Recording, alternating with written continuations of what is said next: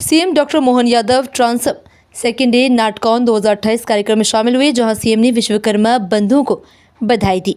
Architect के क्षेत्र में विशेष योगदान देने के लिए आर्किटेक्ट्स को सम्मानित किया गया। सीएम ने कहा, भोपाल में राजा भोज के 1000 साल पहले के वास्तुशास्त्र दिखाई देते हैं। राजा भोज बड़े वास्तुकार थे। सीएम ने कहा, एमपी बदलते दौर में बदल रहा है, वास्तुकारों को मध्य प्रदेश बुला रहे। मेट्रोपॉलिटन सिटी सबसे तेज एमपी में बनेगी। इंदौर, उज्जैन, भोपाल में बड़ा काम मेट्रोपॉलिटन के क्षेत्र में होने वाला है। पीएम के एमपी दौरे पर सीएम डॉक्टर मोहन यादव ने कहा कि यह सौभाग्य की बात है कि प्रधानमंत्री नरेंद्र मोदी 2 महीने में फिर एमपी आ रहे हैं। पीएम मोदी का मध्य प्रदेश में हम स्वागत करते हैं, अभिनंदन करते हैं। गांगे तेलब के 2 बड़े बड़े राज्य को राजा भोज की सेना ने एक साथ एक बार में ही युद्ध से हरा दिया। तो उस समय पूरे भारतवर्ष और दुनिया में कहावत चली थी, कहाँ राजा भोज का गांगे तेलब, धीरे धीरे धीरे भारत माता की जय, कहां से कहां पहुंच गए।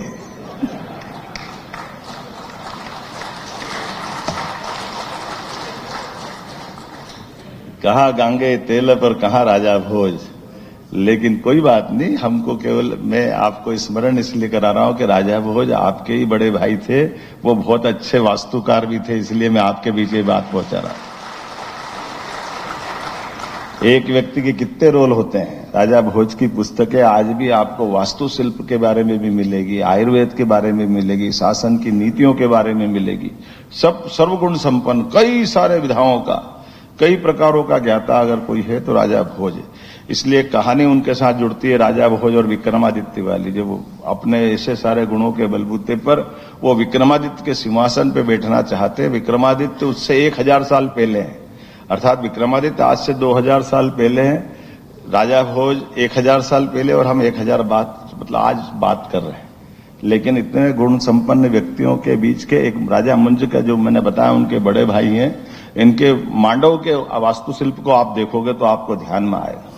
मांडव की पहाड़ियों में मूल रूप से राजधानी राजा भोज को, उनके पूर्ववर्ती सभी परमार वंश की राजधानी उज्जैन थी। लेकिन जब आक्रांताओं के दिल्ली तरफ से आक्रमण बढ़े तो मैदान इलाका होने से जीवन की सुरक्षा के लिए, सेना की विजय के लिए, नागरिकों को बचाने के लिए ये मांडव की तरफ राजधानी ले गए। और मांडव में पहाड़ियों से बना हुआ वो अद्भुत पठार, जिसके ऊपर बड़ा तालाब मुंज का है, मुंज के तालाब के बाद उससे एक जहाज महल बना। जहाज महल के बाद 3 स्टेप पे नीचे नीचे जल की रचना इतनी अच्छी अद्भुत है, आप देखोगे तो आनंद आएगा। और उसको जल की एक एक बूंद को बचाते गए। ये आपका जकोजी और पता नहीं क्या क्या जो आज के समय में सब आपको मिलेंगे, आपने आगे सारी चीजें आपको दिखेगी। आप सारा का सारा जिस प्रकार का ये समय चल रहा है, उस सारे समय में 1000 साल, 1200 साल, 800 साल, हर काल का आपको वो अवशेष मिलेगा। आज भी हमको मालूम है, अच्छे अच्छे वास्तुशिल्प वाले फेल हो जाते हैं, फिर आखिर में सिंटेक्स की टंकी रख के काम चलाते कि भारत माता की जय, का चक्कर है। अपनी पोल नहीं खुले तो मैं भी थोड़ा थोड़ा आपकी समझता हूं। जो होना हो गया है, लेकिन आपको 800 साल पुराना टैंक दिखाई देगा दूसरी मंजिल के ऊपर। मुझे लगता नहीं कि पूरे दुनिया में कोई ऐसा 800 साल पुराना भवन होगा जहां ऊपर दूसरी मंजिल पे पानी का टैंक बना हुआ दिखाई दे, जिसको आज भी वो लीकेज नहीं है, वो वैसा वैसे ही काम कर रहा है। जब हमारे यहाँ सीमेंट नहीं था, सरिया नहीं था, उस दौर में भी वैसा कैसे टैंक बनाया होगा, और बड़े पैमाने पे बनाया। कई सारी चीजें बता सकता हूं, लेकिन आज प्रधानमंत्री आ रहे हैं। तो प्रधानमंत्री आ रहा है तो मेरी दुविधा 2 तरह की है। नेता आदमी को माइक मिल जाए तो संकट तो होता ही है, लेकिन समझ भी आ रहा है। तो थोड़ा हिसाब किताब तो रखना ही पड़ता है।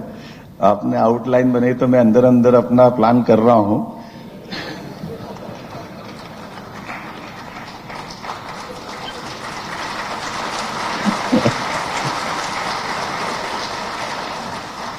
तो आप बदलते दौर में मध्य प्रदेश बदल रहा है, मैं मध्य प्रदेश की तरफ आपको ला रहा हूं। हमारे ऐसे कई कारण से मध्य प्रदेश की भूमिका पूरे देश के बाकी राज्यों में बहुत अलग प्रकार से है। इसलिए जब आप अपने उस शब्द की तरफ लाता हूं कि हमने जब आपको विश्वकर्मा के नाते से जाना है, तो ये बात सही है कि परमात्मा ने आपके प्रारब्ध में वास्तुकार बनना लिखा है। तो मैं मान के चलता हूं, मैं ऐसा मान के चलता हूं कि आप में से कई सारे लोगों को मध्य प्रदेश से जोड़कर देख रहा हूं कि आपकी भूमिका मध्य प्रदेश में भी आपको बुला रही है। आप मध्य प्रदेश की तरफ आइए। मध्य प्रदेश बहुत संभावना वाला प्रदेश है। कई सारे कारण से मध्य प्रदेश, आप देश दुनिया में घूमोगे, पूरे देश में कोई मध्य में है तो मध्य प्रदेश है। मध्य प्रदेश के अंदर भौगोलिक रूप से भी आज हमारी इतना बड़ा राज्य, जो राजस्थान के बाद सबसे बड़ा राज्य भौगोलिक रूप से अगर है तो मध्य प्रदेश है। मध्य प्रदेश एकमात्र ऐसा प्रदेश भी है जहां कोई तूफान नहीं आता है, कोई बारिश ज्यादा नहीं होती है, कोई समुद्र से घिरा हुआ नहीं है, कोई दूसरे उठापटक वाले झंझट नहीं है, सीधे सच्चे सरल लोग हैं आपके बीच, आपके जैसे रहकर वाले। इसलिए मध्य प्रदेश की कोई विशेष भाषा नहीं, मध्य प्रदेश की कोई विशेष पहचान नहीं, सबको प्रेम करने वाला प्रदेश अगर कोई है तो मध्य प्रदेश है। इसलिए जो जहां से भी आए, किसी स्थान से आए, कहीं से भी आए, एक बार मध्य प्रदेश आए तो यहीं का होके रह जाता, ये गारंटी मैं देता हूं। इतना आत्मीयता वाला प्रदेश मध्य प्रदेश।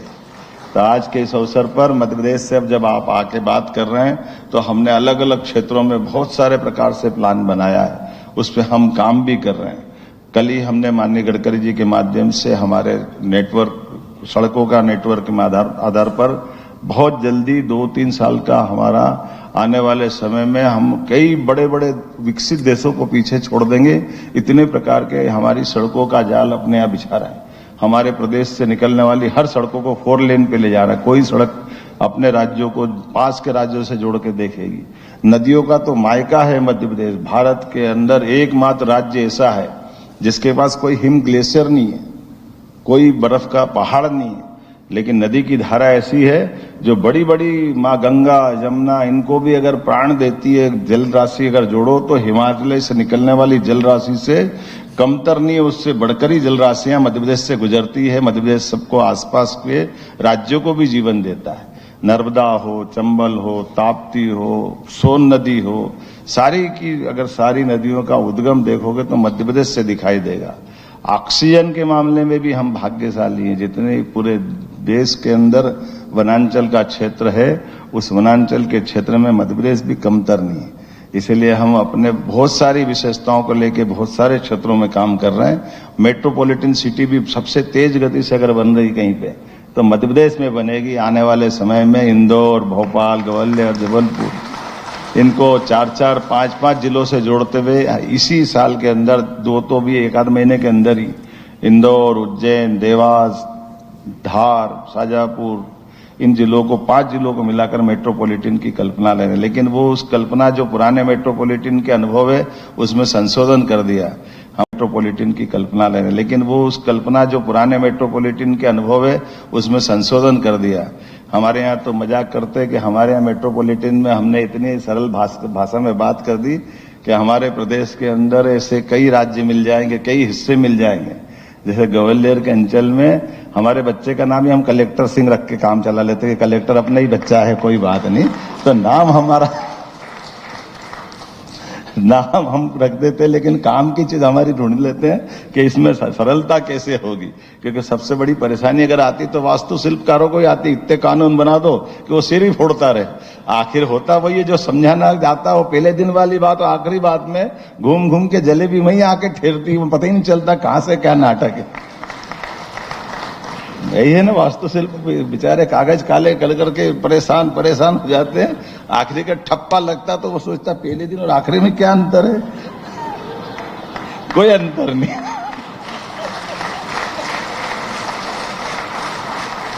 तो मैं तो ये दिन भर ऐसी बात कर सकता हूं। आपका पुनः अभिनंदन, बहुत बहुत धन्यवाद।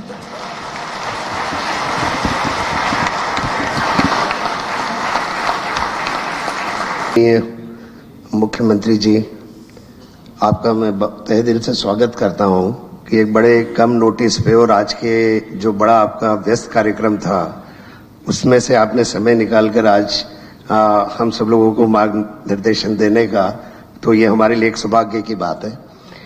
और सिर्फ मैं ये बताना चाहूँगा कि ये वाला जो इवेंट है, बाकी विभा जी ने पूरा इंट्रोडक्शन दिया, ये पूरा कार्बन न्यूट्रल इवेंट है सर। और इसमें पूरी कोशिश हम लोग ये कर रहे हैं कि इलेक्ट्रिक बसेस के साथ में नो प्लास्टिक, जीरो वेस्ट और RRR के पूरे एक कॉन्सेप्ट के ऊपर जो हमने अभी GIS में, आपने जो एक ऐतिहासिक GIS कराया था और उसका जो हमने पढ़ा और उससे जो हमने सीखा, तो शायद हमने वही उसे कुछ अपनाने की कोशिश करी है। और अभी जो सर ने बताया, तो मैं आज काफी सारे लोगों ने बस मारुति के लिए रजिस्ट्रेशन किया है, तो आज सर से मैंने रिक्वेस्ट करी थी, तो शायद आप सभी लोग, क्योंकि कुछ लोग वंचित रह पा रहे थे उससे because of the number restriction, लेकिन सभी के लिए अच्छी बात है कि सभी लोग उसका लाभ ले पाएंगे। और यानी सर ने और अपने एक उन्होंने बताया कि इसके अलावा और 2 जगह ऐसी है जहां भी ले जाना है डेलीगेट्स को, तो आई थिंक कि द टूर विल कंटिन्यू। बस मारुति के बाद में हम लोग वहां भी जाएंगे, तो आई थिंक जो बाहर से आए हुए लोग हैं शायद उनके लिए एक बहुत अच्छा एक ये वाला एक मैसेज है। और धन्यवाद। और अगेन हम सबका सौभाग्य अब से कुछ समय बाद अशोकनगर की धरती पर यशस्वी प्रधानमंत्री मध्य प्रदेश पधार रहे हैं। 2 महीने से कम समय में पुनः उनका आना, ये हम सबका परम सौभाग्य है। मैं अपनी ओर से, मध्य प्रदेश सरकार की ओर से, पूरे प्रदेश की ओर से उनका वंदन करता, अभिनंदन करता हूँ, स्वागत करता हूँ। आज ही के अवसर पर भारत और भारत के बाहर के भी कई वास्तुकारों का अखिल भारतीय स्तर का ये कार्यक्रम यहाँ संपन्न हो रहा है। मैं सभी वास्तुकारों का भी पुनः मध्य प्रदेश की धरती पर स्वागत करता हूँ, अभिनंदन करता हूँ। ये राजा भोज की नगरी है, जहाँ राजा भोज का स्वयं का वास्तुकार का एक बड़ा उनका अपना स्थान था। कई कारण से प्राचीन स्थापत्य के बड़े बड़े उदाहरण हमारे सामने, जब हमारे यहाँ वास्तुशिल्प के बलबूते पर भारत की पहचान न केवल भारत के लिए बल्कि दुनिया के लिए रही है, तो मैंने निवेदन किया कि आइए हमारे पुराने प्राचीन पूर्व से भी जुड़ें और वर्तमान के साथ भी देखें। मेरी अपनी ओर से बधाई।